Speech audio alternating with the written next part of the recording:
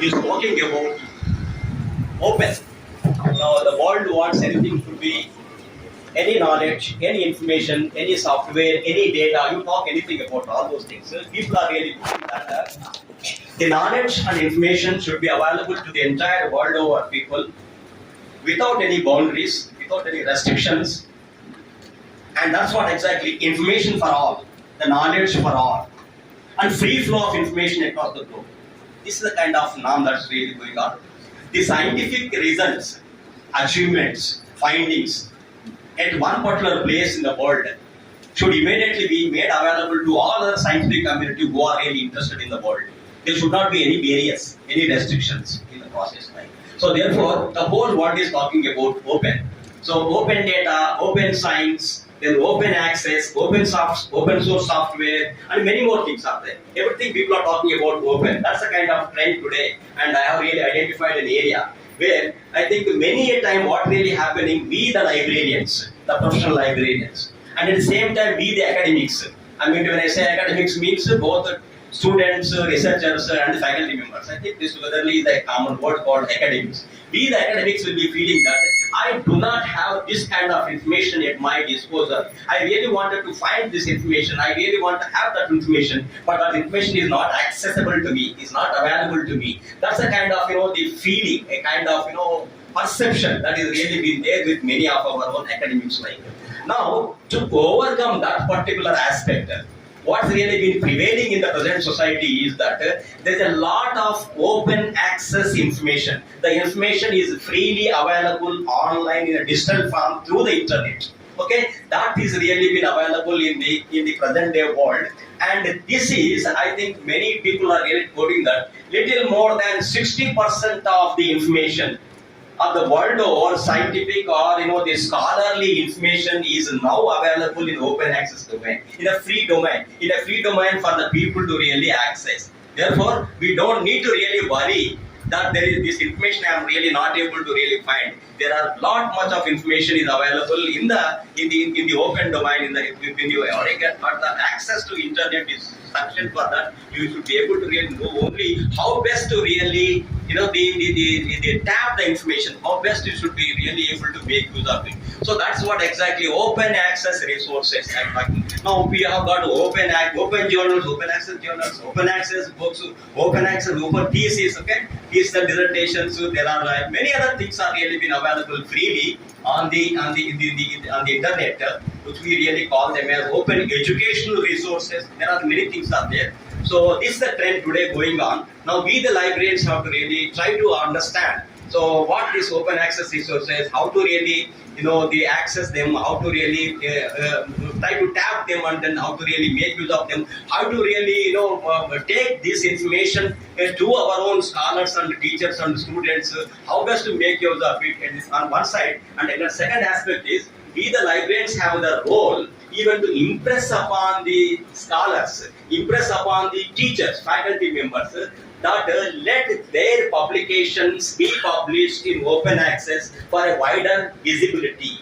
And that's what exactly we really want to talk little about on this particular day. And what I really want to say is, now what exactly you mean by open access, at the same time how the open access movement is really been taking place, and then how these open educational resources are really going to be useful to our own academics and the teachers and other things, students also. Then what kind of open access publications are really been moving on, what is the growth pattern of OA, and then what are the challenges before open access, at the same time what the librarians can really do in advancing the open access further. Like this is all the issues probably very gracefully, because I don't need to take much time. I think just less than 10 minutes I just wind up now. So open is the common buzzword these days we are really talking about. When I say open access, means a free, immediate, online access to scholarly literature. Scholarly, peer-reviewed literature of any discipline is freely available to the people. As I said, more than 65% or 60% of the entire literature is freely available in the world for our benefit. Like, only thing is the inquisitive minds, the way how you can really try to really catch hold of it and how to really make use of it is our job. Okay. Then of course there are three initiatives, like what we can really say is to begin with the Budapest open access, the Bethesda and Berlin. I think there were three initiatives were there. they really have to be front runners in taking the concept of the open access, making the scholarly information, making the public funded research findings available in the public domain, free access for all the people. That's the concept of open access, right? Because the funding is really coming from the governments and other people. It is freely funded for your research, maybe DBT, maybe CSIR, maybe other labs, maybe etc. When they are giving the funds, that publicly funded research, when you really conduct it, your research results should be for the public benefit, should really come out to the public domain without any kind of restriction. That's so that what happens, the research really grows well, then the research findings will really reach to the people concerned, and that's what exactly the noble idea. Then when it is in the free domain, what actually also happens is, as I said, wider visibility, more number of people will really use it, they read it, they make use of it, and that really adds to the enhancement of further research. So this is what exactly going on. So it's a free access to information and unrestricted use of electronic resources for everyone. At the same time, it can be a data, text, software, audio, video, multimedia, or any other material. All those things can really come into the open access resources. Okay. Then of course, now the another important aspect is why this particular aspect has really come into picture is there was a kind of period in 70s and 80s, and of course very largely in 1990s. What really was happening is 1990s. There was a serials crisis, like the foreign serials prices were enhanced many a times. Now at least 7 to 15% of foreign journals were the subscription rate was enhanced per annum, and our budgets were not really being increased in the same proportion. We were in a big difficult line. So most of the research is conducted by the researchers, the scientific community. It's funded by largely by the government agencies or government departments, and then of course we are publishing in a kind of in a proprietary subscription journal. The the publisher is really making money. Efforts of the scientists to effort, money is paid by the institution, organization, government. But the publisher is publishing and making money. I think that's really been not the acceptable thing. Now, at the same time, the credit for the work was also really going only to the publisher, but not to the actual author or the researcher. These were some of the issues that has really been resulted in moving ahead to the open access movement. Then the movement has really come. We should really reach the people, and then it's and when the why it really going. The most important aspect is democratizing the knowledge. The knowledge must be available to everyone without any kind of restrictions. All the people, okay? The rich, poor, those living in a tribal environment, in hilly areas, maybe in towns and cities or villages, everyone should have access to information. So that's what exactly the idea. Now, ultimately, it's going to really help you in enhancing the research impact. There will be many people read it, many citations are expected, that gives the credit to the author. Like at the same time, now what we can really say, it reduces excessive pricing and at the same time permission constraints. Like this is one important aspect I have to say. So what really happens, I as a teacher, when my paper is there, I have to distribute to my own students in the class, my own research paper, published in a proprietary subscription journal. When I have to really give to my own scholars, in the students in the class, maybe 10, 20, 30, I have to take the permission of the publisher to make a copy and distribute to my own students. So this was a pathetic situation, and we cannot accept that kind of thing. So that's what really the kind of the permissions about the documents, the licenses will be also can be there when you really publish in open access with the author. Author will have the right to decide. Sir, namaskar, sir. Welcome to our the Vice Chancellor. Please. Professor Kumar Garu. Please. So the pathetic part of So the pathetic part of this particular, the proprietary subscription-based commercial publishers is that now I being an author of a particular journal article, now the publisher is holding the rights on that. So then at the same time, again I have to purchase for my own institution the same journal, paying a premium price for that. So these are all the issues. Therefore, what really happened is the open access movement has really come into the picture, making it that let the knowledge could be available to all. So the equity of information and equal access to information to everyone, irrespective of rich, poor, or something like that. Then of course, what really happens is, now when you really put your own document in the open access, journal. Now open access journals are also peer reviewed scholarly journals only. They are not substandard journals. Okay, so the DOAJ, the Directory of Open Access Journals, is one of the depositories where you can really find there are about 21,000 open access journals on date, freely available to all the people. Okay, now they take all the meticulous measures, identifying it's a scholarly reviewed article only that will really go into those journals and that will really be entered to that line. So then the scientific knowledge, its visibility will be more. People will know about it widely when it is in the open domain. At the same time, people, once that they know it, they're likely that they may make use of it. Once they use it, there can be more number of citations as well. Also for that, that's how author gets a kind of his ego will be satisfied that my paper has been cited by these number of people. If nobody has seen your own paper, what is the value? I think it will be dodgy like. So let us really not go into that. So that's what exactly wider visibility. It will really enhance further research on the areas.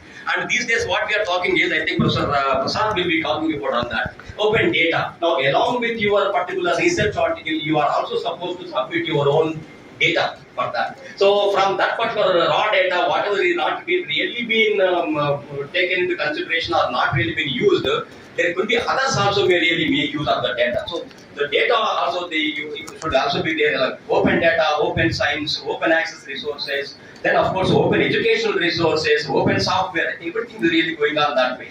So then of course the scientific knowledge is more widely disseminated, and when it is really been published in open access journals, it's a win-win game. Actually what really happens is open access means the publishers, they really opposed it to begin with that. Now the situation is that a large many number of publishers who have been really like, what we can say, maybe I can say Elsevier, or maybe there are other academic press and other press people who really opposed the kind of the open access, hoping that they lose their own profits, but they have really fallen in line. Because what really happens is the publisher wants some kind of the handling money, maybe for indexing it, for peer reviewing it. At the same time, there are many other issues out there. So for that he needs money. That money is really being provided to the publisher, and the publisher really come forward. So they are not at loss. Maybe to the philanthropists, maybe by the maybe DBT, or maybe the CSIR, maybe other labs, when they are funding the research, they are also really giving some kind of support for publishing the results into the kind of open access journals. Like. So that particular part is really going to the publisher. They are really been happy now. They are coming forward.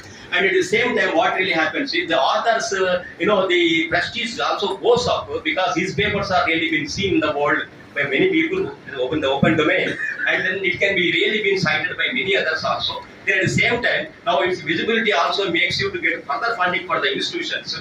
Then of course ultimately the beneficiaries are going to the users, actual users like. So users is free to really access information. That's what exactly all the stakeholders who are associated with the open access, they are all really going to benefit it. That's what we really call it. It's a win-win game for everyone. All the stakeholders will really benefit it, and that's really going on. Okay, so I just go little. So these are all the things that what the open access will really do. So it's a kind of revolutionary development in the field of publishing of information and making it available to the entire society. And of course, it's really going to overcome the problem of what exactly we can really say is the information is not available to us. Question hardly really comes. As I really told you, more than 60-65% of the entire world over scholarly information is really been available now in open access domain for access. Like now, our the job is that how best to really access how to access and how to really make use of it, which is relevant for us, which is useful to us, and how to really assess all those things are really going to be our targets and issues. Okay, then coming back to as I told, I think it is not the beginning days, and what you can really say is now most of our academicians. Academic institutions, what we are really doing is, we have been maintaining institutional repositories. The information of our own scholars and our own scientific community we are really been maintaining a repository. That's what exactly is another way of putting it like. And these are developments. Okay. Now we have open education resources are there, which can be really. We have a responsibility. We the librarians have to really take to our own academics, students, scholars, and also teachers about these academic, educational resources. What are really been there? We can really talk about it. I think this is a kind of a logo for the book down, and it's really been as open educational resources. I think this logo was given by the UNESCO. As I told you that UNESCO is aiming at free flow of information across the globe. That's the kind of slogan it's really working like. Information for all. Everyone whoever really desires to have information, that should be made available to you. So that's how this particular logo has really come by the UNESCO is behind this, and then there are 4 R's are there. This information you can use, reuse, redistribute, revise, remix, and design a new particular kind of document with your own expertise. And that's how you can really go again into the open access domain. These things are really possible. It's for better, faster, stronger, and collaborative education. Now, these open education systems are also really been required, especially NPTEL and what that is, and then the EPG, Patashalas, YM, etc. I think these engineering people, Ekalavya, and then something really been Brihaspati, and all those things are there. To begin with, I think the data what I have got is only up to 2020 here. I would really get. Now what really happens is, now only 43% of the entire world's literature are 2020. Now things have been changed in these for 5 years. Now not many things are. That's only in the closed access. That means that's the only one you can really purchase in the subscription based. Remaining things are free for you. There are different dimensions: gold open access and green open access. I just try to say about it. Gold open access is nothing but straight away we are publishing in the open access journal that can be used right. Okay. Then of course what really happens is, now the author of a particular article or the sponsor of his research funding or somebody has to really pay for that, but it will be available to us freely. That's what exactly gold means. When you really want to say kind of green open access, now our own preprints especially, now we can also have the post prints also, actual article also into your own repository. That is your green open access. And branch is that it is fully open access, where I think there is no need on the responsibility on the author or anybody to say pay APC, normally what we call it as article processing charges, what is really collected per article by the publisher. There is no need for them to really pay. It is really been again sponsored by somebody else. And hybrid is, I think, the partly open access, partly it is free. Okay, this is what exactly. Now this is a trend. Now you just see that the blue is open access is really going from 2000 onwards onto the 60 near 60%. Okay, then of course the closed access, which is really been proprietary, is really coming down now. Okay, and less than 40, I think around 40. This is what exactly the trends are going on.